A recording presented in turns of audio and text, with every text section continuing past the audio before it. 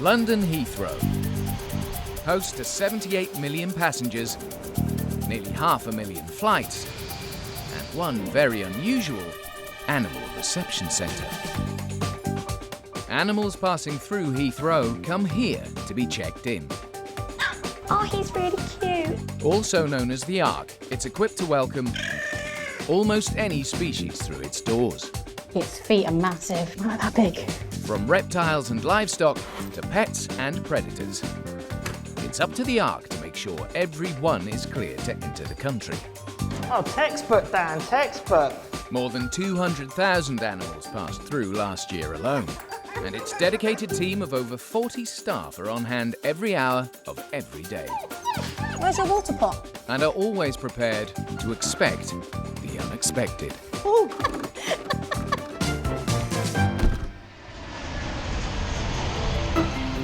Today on Animal Airport, Diabetic Pooch Beetle gives staff the runaround. Beetle!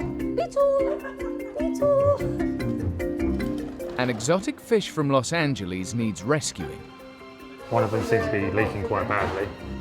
And a young vulture keeps the team on their toes. She's out.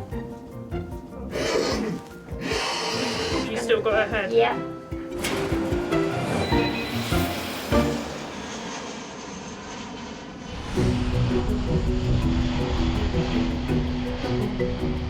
Every human passenger landing at Heathrow has an allocated seat on the plane, and customs officers in the terminals know how many to expect through border control. But for animal travellers, it's a little different. With no set amount of spaces on each flight, staff at the Animal Reception Centre have to be prepared to collect any number of creatures when they go airside. Off to pick up a dog off one flight, then a cat off the next flight, and then a dog and a cat off the flight after that. All happens at once.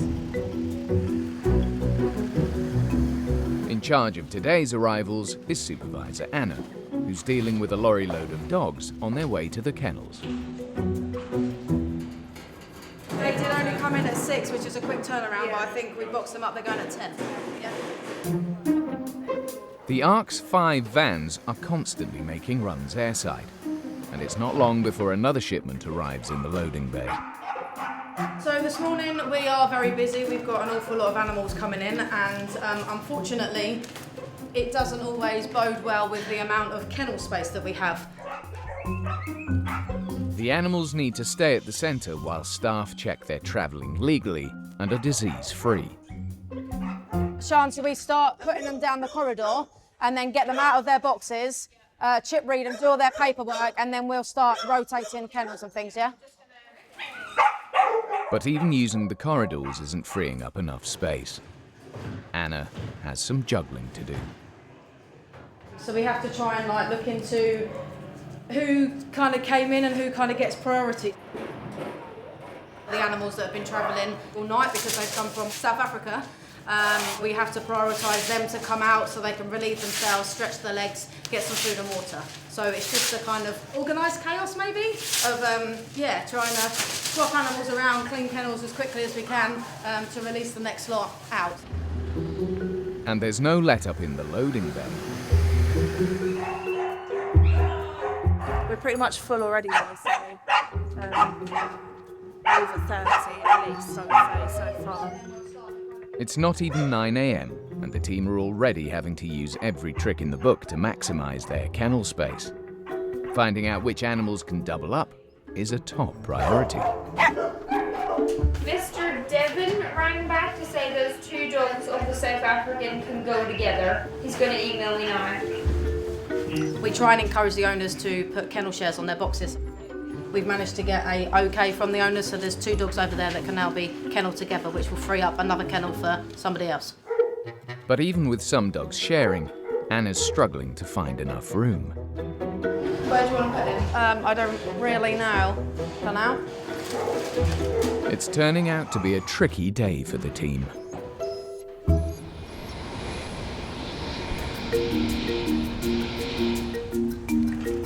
When it comes to the scheduled arrivals at the centre, by far the most numerous are fish. Around 25 million fly in every year on their way to tanks and aquariums around the UK. They come in massive shipments, so we're just basically trying to get them in and out as quickly as possible. At the Fish Border Inspection Post, Animal Health Officer Stu is dealing with the latest consignment. We have to offload them and then put them onto the vans so that they can go out to be distributed between the pet shops. This will be my 5th year here. Literally 4.5 years, been driving around doing fish. Love doing fish days. Best day of the week, to be honest. Quite a lot of banter between all the fish people. Up! Of the thousands of boxes that arrive, 10% must be opened to check the contents match the paperwork and the fish are packaged properly. So they're packaged in an environment for themselves where their water would be correct and they'd have a decent amount of oxygen. So things that would obviously make them be okay during the journey. That's the last one, yeah? Have we got our offload now? Most pass through without a hitch. But Animal Health Officer Craig has spotted something unusual about a box that's just arrived from Los Angeles. So we've had this fish shipment come in, 2 boxes. One of them seems to be leaking quite badly. So we're just trying to get hold of the agent to get permission to open them up. The package contains 4 fish called Sarcastic Fringeheads, which are on their way to an animal welfare centre in Weymouth. One of the boxes is leaking badly. I haven't opened it yet. Each fish is shipped with enough oxygenated water to last the length of its journey. So a leak could be life-threatening, unless it's plugged soon. But there's an added complication. These fish are sensitive to bright light. We're just about to turn the red lights on for the fish when we open the box. Just make it easier for them to transition, because obviously they've been in the dark. Vet Naomi discovers that one of the bags has a hole in it. We got a bit of water here. And the fish inside is barely moving.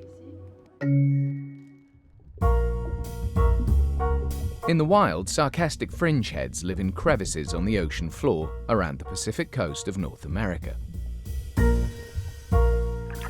Fiercely territorial, they frighten off intruders by displaying a huge mouth filled with needle-sharp teeth. To save the life of this fish, the team need to transfer it to a new bag, keeping their fingers well away from that impressive jaw. Okay, now slowly, Craig, we are going to put this fish here. It's the first time I've seen one of these, and it's pretty amazing, actually, for a fish. Adding more water to the bag isn't an option, because a sudden change in salinity, temperature, or chemical makeup could stress and even kill the fish. What I'm going to do now is wait for the importer to tell me what they want me to do. It'll be an anxious wait for advice on how to get this fish out of danger.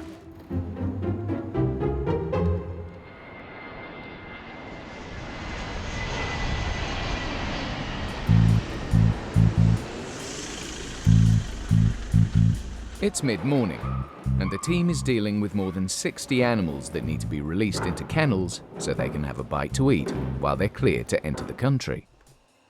Crazy today, crazy. Look at all this booking in. I've been booking in constantly for like 2 hours. Behind the scenes, Supervisor Anna is leading the operation. Have we done all their... The paperwork's all done. Okay. Just haven't gone into the box. Shall I leave you two to kind of carry on down, and then when they're ready, then... Right, okay. I had 2 career paths when I was younger. One of them was to work with animals and another was to be a sprinter.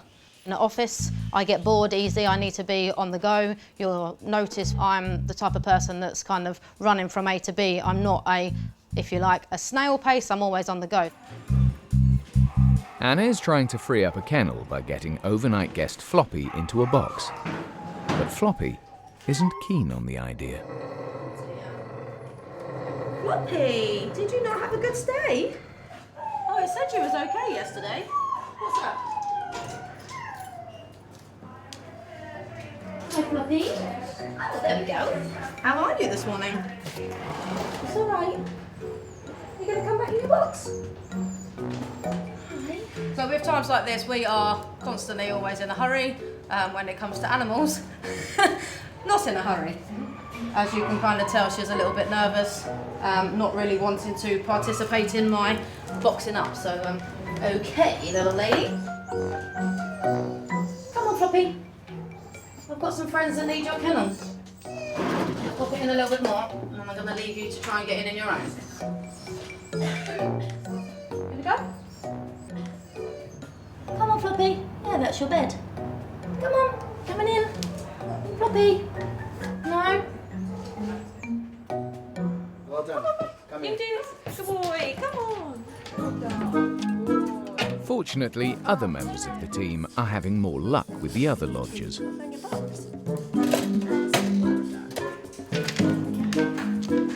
And Anna eventually makes some headway with Floppy.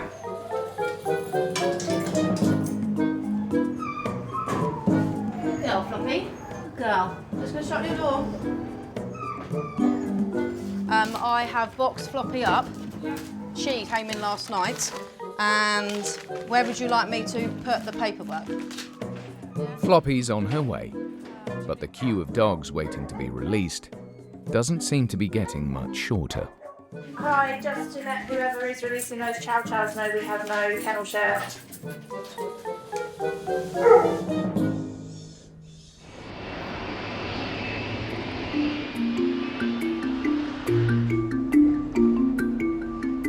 At the fish border inspection post, Animal Health Officer Craig and Vet Naomi are dealing with a sarcastic fringehead whose bag has sprung a leak. It's a very special type of fish, so you'll be very careful with how you deal with it. Despite being no more than 30 centimetres in length, sarcastic fringeheads are aggressive and not afraid to attack. But the team is worried that this one might not have enough oxygen for the 3-hour journey to its final destination. After getting some advice from the client, they've come up with a rescue plan. So we have 2 canisters of oxygen, and it's medical grade oxygen for the fish. So we're just going to turn the oxygen on and put it into the bag so that we can top up the bag for the fish and make it better for it when it travels.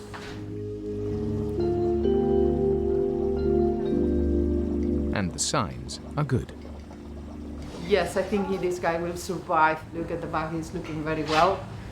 So it's great. Yeah, job well done in the end. I think we've saved his little life. Box all taped up and ready to go. Craig just needs the paperwork to be signed off, and the fish can be on their way.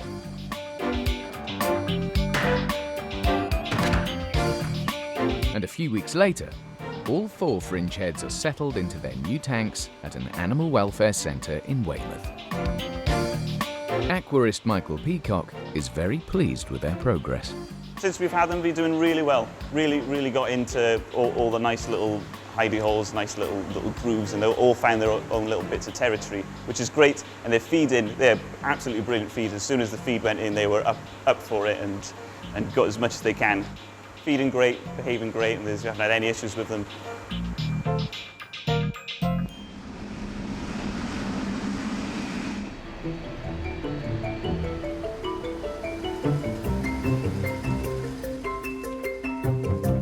Back at Heathrow's Animal Reception Centre, Supervisor Anna and the team are struggling to deal with more than 60 creatures that need to be checked through. To add to the pressure, one of the schnauzers from South Africa needs extra special attention. Hi, how are you? So these 2 dogs came in on our early morning flight today, so they're kennelled in together. But one of them, we're going with Beetle, a little Schnauzer, is diabetic. So we've got some medication to give. We will not administer any medication to an animal if it just says, please give Tilly a drop of this, because that unfortunately isn't enough. We need to know when the last medication was done, what medication it is that we're giving, how we're doing it. The last dose was in South Africa, so we just need to make sure that we're on the same time frame. For now being here in the UK, they're kind of keeping to schedule.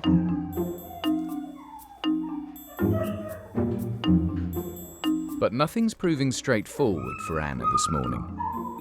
The problem that we have here is these two dogs obviously travel together. They're both Schnauzers, so the way how we identify animals here is to check with regards to their microchip number. The last thing we want to do is to give it to somebody that's not meant to have it. Hello, guys. Hello. Oh, sorry, it's a bit scary, this one. I can't find the other one. It's you. Having identified which one is Beetle, Anna can finally administer the insulin. You okay? You can have some medication. But Beetle just wants to explore. Beetle! Beetle! Beetle! You're running away, honey. Beetlejuice. Hi, Beetle. Oh. It's okay, baby. Right, okay. Oh, I know this. You ready? Sharp scratch. Good boy. It's okay. Don't move. Good boy. Well done. There we go. Well done. Good boy, Beetle. Girl, you might be a boy, might be a girl. Let's rub that in. Right. Oh, hang on. We're going to put you back with Poppet. Well done, Sven. Right, guess what, guys? It's breakfast time. Who's that? And with the serious stuff out of the way, Beetle and Poppet can have a bite to eat after their long flight. Come here, honey. There you go. Poppet. Good girl. Did you want some love too? It does say you both like hugs and cuddles, doesn't it? Yeah. Did you want some love because he did? Oh, come on, have some breakfast. Good girl. Yeah, they went, quite good. I'm quite happy. He seemed okay. Gone straight in there and had breakfast, so I think coming from South Africa, they were hungry. Well done, guys. With a steady stream of guests cleared to move on and freeing up kennel space, all the remaining dogs are now out of their travel boxes, and Anna can reflect on a job well done. It seemed to be a dog day today, not so many cats coming in, so yeah, the dog wings have all been full. They are still all full at the moment, but we've managed to sort out with dogs going onto flights or being reunited with their owners, so everybody is now out of a box, all settled into their kennels. So yeah, it's been a busy morning, but we've had a good team on this morning, and it seemed to have worked well.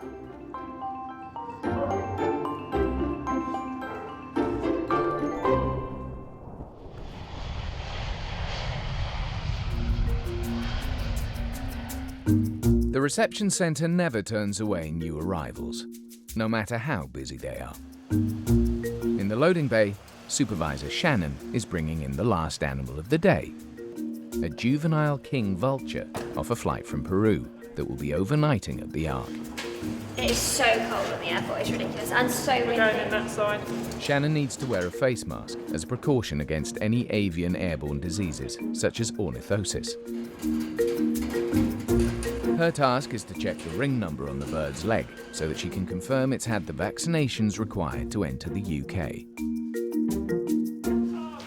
I reckon you could read the ring without even opening it. I think you could probably, if she just manoeuvres that right leg. To avoid stressing the bird, she wants to do it without opening the box. Supervisor Joe and Vet Morena are on hand to help. Can you shine your light through like the other side? You can see the ring, but the blank side of the ring's this way. No luck so far. The team are going to have to get the vulture out for a closer look. I don't think she'll come straight out. I think she'll hide in a box. Shall we see us? Hi, sweetheart. King vultures live in the forests of Central and South America. This one is only 3 months old, and it's not in any hurry to leave the safety of its box. What about meat? Should I go get the meat? Should I coax her out? Oh, isn't it tasty? Thing is, you got to come out for it there. I'm not going to feed you in there. But you've never been fed steak before, huh? That's better. Another step. Come on. Just a little bit then. I don't want you to get too full. Even with prime red meat on offer, this bird isn't budging. No, don't go back in. Don't go back in. To coax it out, they're going to have to get more hands-on. and they need to proceed with caution. There's obviously the beak and the claws that it will use as a weapon, and obviously it's got quite a big wingspan as well, so it will flap. We're all trained to handle different animals. We've done animal handling courses, which include birds of prey, but they don't usually include a bird of prey that size, so you just have to adapt. What about if we give her a little tip? She's got to come out. Yeah. Any sign of moving forward? No. That's it. That's it. What, 1 foot on the floor? Not the ring foot though. Typical. Joe, do you know what it might be worth doing? If you tip it so that it's flat, and then just lift it straight up in the air. I'll tell you when both feet are on the floor. I'm just scared because it's not very high box. I don't want her to get her head caught. That's it. 2 feet on the floor. Lift, lift, lift, lift, lift. She's out. That's it. To keep the bird as calm as possible, they wrap it in a towel. It's important to restrain the head to avoid the beak coming anywhere near us. Keep the wings nice and secure as well for the bird's own safety, and then obviously avoid the talons. But even with the vulture restrained, they're struggling to read the ring, as it's covered in bird poo. I don't generally think there's a number on it, guys. I'm not gonna... If I move it up, Miranda, can you see anything? I don't see anything. It's there, 01. Sorry. I know. There, it's there. So you should see 2017. Yeah, 2017. you should see 2017 and 405. Are you okay, Joe? Yeah, I'm just using the glove. Just don't let go of that head. No. Yeah, Yeah, I've got a head. Right, there's 405, we've got it. 405. Yeah, 405. Yeah, you see it? Yeah. Perfect. 2017, yeah? The ring number is all the team need to check the bird's paperwork is in order. So now, they can leave her in peace. 3, 2, 1. Finish up the door. Door shut. Do you want me to pull? You okay? She's strong, isn't she? Alright, sweetheart, we're sorry. We're sorry. You've done well. You want some meat now? She might not eat now because it's dark. So I think we'll leave her as she is, turn her lights off, and then we'll give us a little bit more in the morning. A good night's rest is just what this travel-weary vulture needs after her long journey.